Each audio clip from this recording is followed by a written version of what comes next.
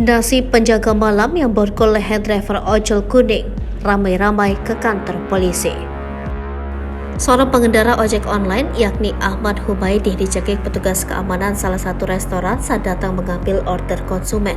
Ahmad Humaidi dicekik menggunakan borgol dan dibentak setelah dianggap berniat melakukan penipuan. Kejadian itu terjadi di salah satu restoran di Kota Banjarbaru, Kalimantan Selatan.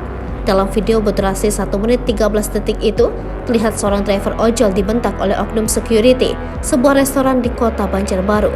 Tidak hanya dibentak, security tersebut juga melingkarkan borgol di leher pengendara ojol.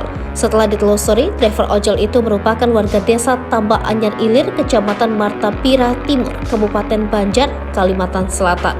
Imbas kejadian tersebut, sang driver ojol pun melapor ke Mapolres Banjarbaru.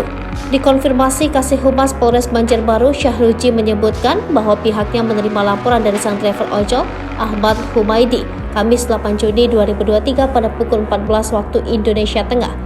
Terpantau di Mapolres Banjarbaru, pelaku pemiting driver ojol menggunakan rantai borgol itu telah diamankan. Driver ojol berusia 25 tahun itu menjelaskan kronologi dari video tersebut. Diungkapkannya, semua berawal ketika dirinya mendapatkan orderan Rabu 8 Juni 2023 malam.